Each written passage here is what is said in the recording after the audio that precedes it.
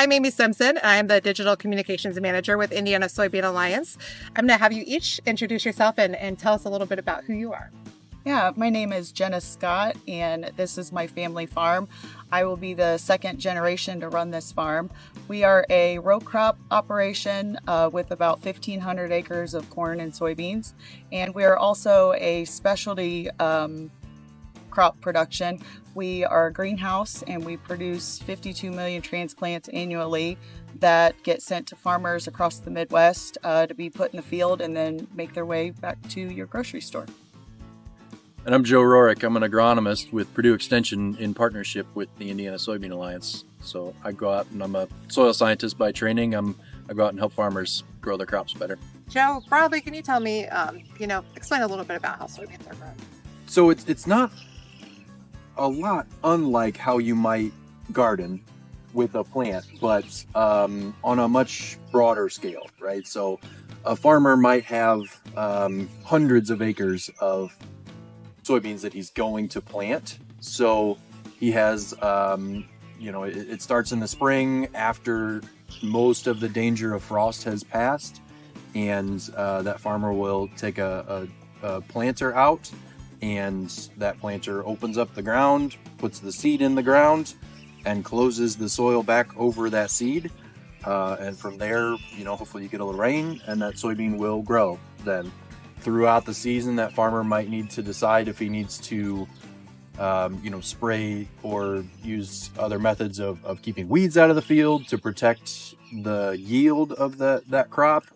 He might have to use some crop protection products and things like that. But really, it's not unlike how you might just grow a plant right at home. The soybeans grow through the whole season then. And then in the fall, or when the soybeans reach maturity, they'll come in and use a combine, a great big harvester, to cut the soybean plants and separate the soybean seeds from the pods and the hulls and the rest of the plant, and any weed seeds, things that might be out there, to get just the soybean itself. Great. So let's talk a little bit about how growing soybeans is different from growing other kinds of crops. So I deal with a lot of different farmers in our greenhouse operation, and we grow plugs, which then get transplanted mostly by hand in a water wheel on plastic rows in a field.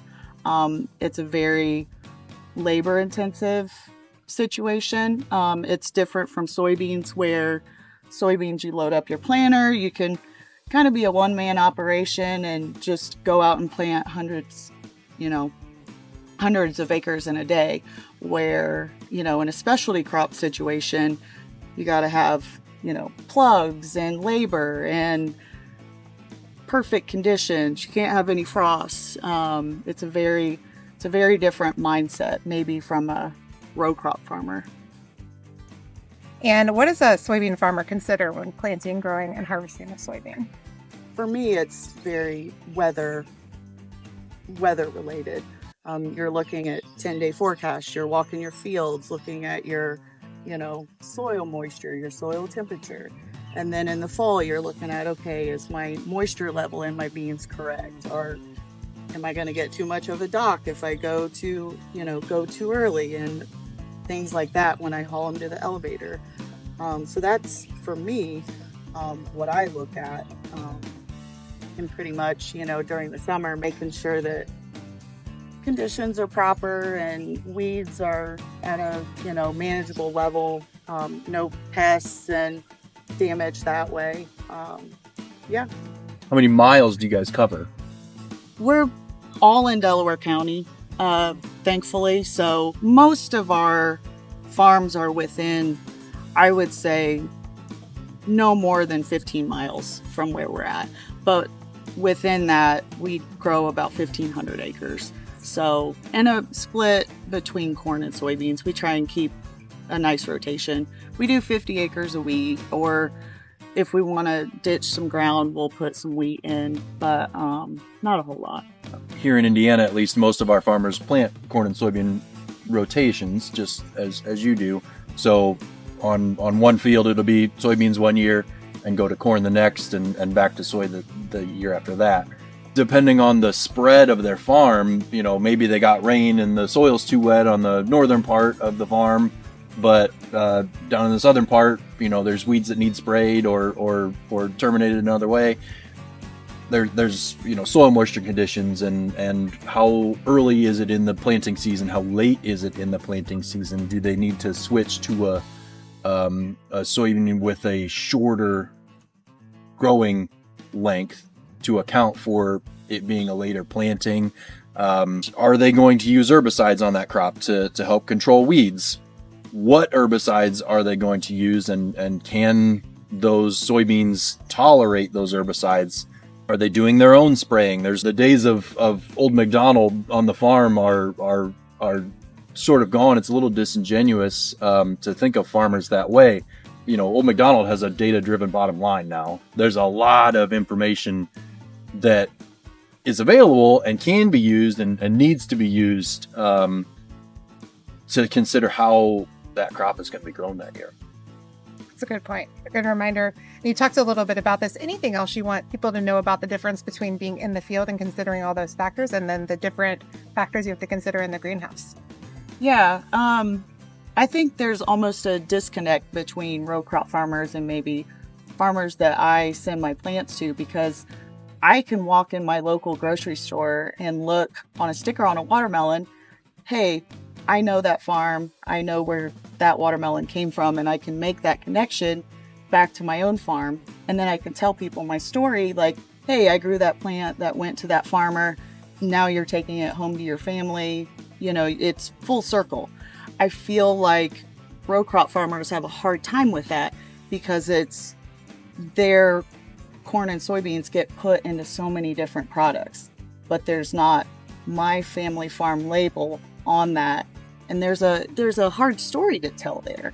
So for farmers, I think, that's what we want people to understand is I'm a mom, I'm a, wife, and what I'm doing here, I would feed my own family, and we're building a business, and I care about what I'm doing.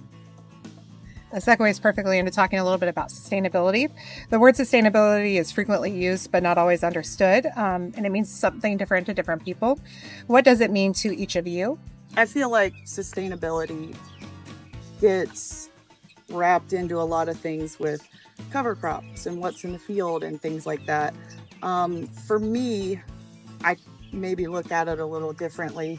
It's product innovation and making sure that we're telling our story. And thankfully, with people like the Soy Nutrition Institute helping us tell that story and connecting my farm to what people put in their bodies and helping people keep me relevant and keep me sustainable and creating demand for my soybeans and demand for what I'm producing here. The Indiana Soybean Alliance, we think of sustainability as a three-legged stool. So environmental sustainability is your cover crops and your soil health and your soil conservation and your regenerative ag practices and all of those sorts of things. These farms are businesses. The vast majority of farms are still family owned. You have to have economic sustainability as well, and that's the innovation, that's the technology pieces, that's the making sure things make sense. It also feeds into the environmental sustainability, though. Farmers aren't just going out and just dumping things on the fields. Number one, they wouldn't do that, and they don't do that. And number two, they can't afford it.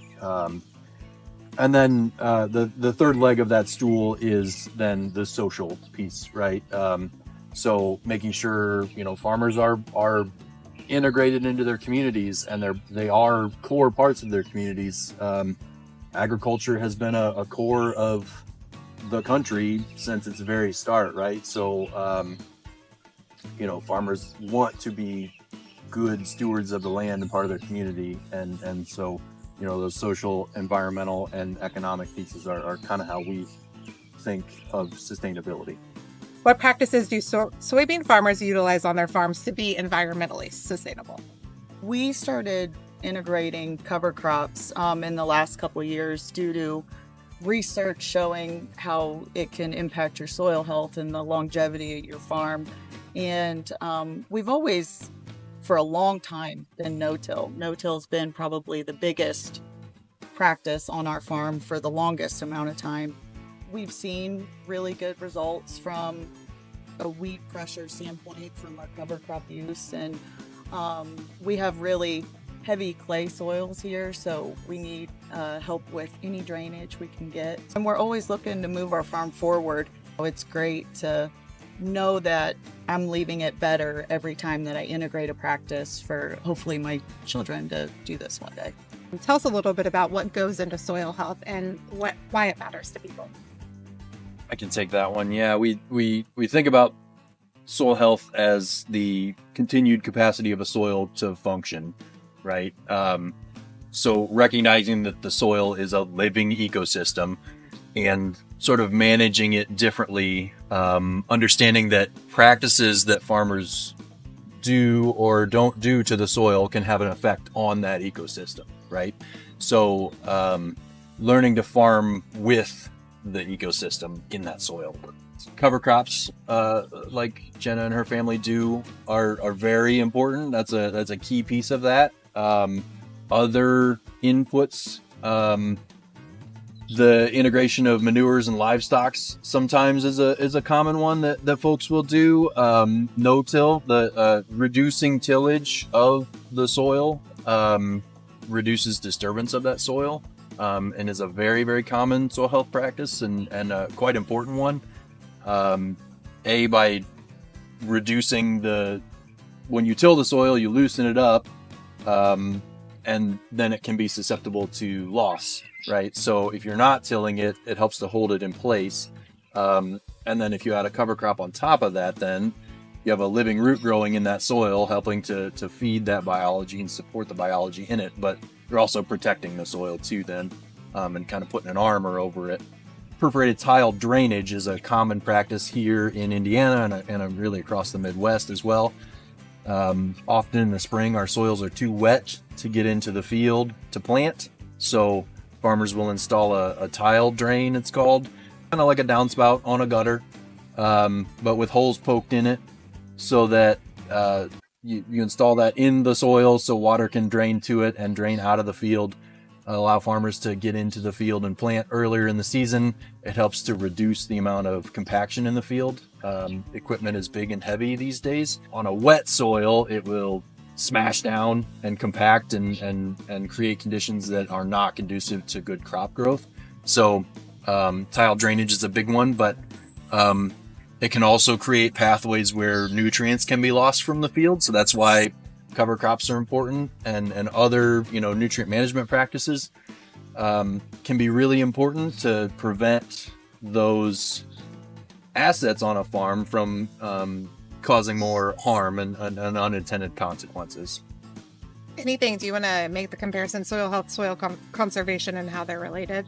If people hear those terms. Sure, yeah. They are related. Soil conservation is historically how we thought about things. Soil health is more of a recognizing the biology piece of it. Soil conservation is historically really tillage based, coming out of the Dust Bowl and keeping the soil on the land. And now that we're better able to keep the soil on the land, we want to also then improve it, right? And that's more what soil health is about. Also then recognizing that a healthy soil can grow healthy plants, right? That are, the soil's holding on to nutrients and cycling those nutrients, and can sometimes and even often require less crop inputs because of that health of that soil. Great. So it makes a healthier plant. Sure, that makes sense. So registered dietitian nutritionists are experts in nutrition and the human diet. They help consumers make informed decisions about the foods and beverages they consume to contribute to overall health. What do you wish dietitians knew about farming and growing food? I'm happy that they're out there telling the story that the products that we're growing are healthy and they go into nutritious food, and how it affects their body. As far as like farming, everybody knows farming's hard and it's hard work, but it's work that I'm very proud of.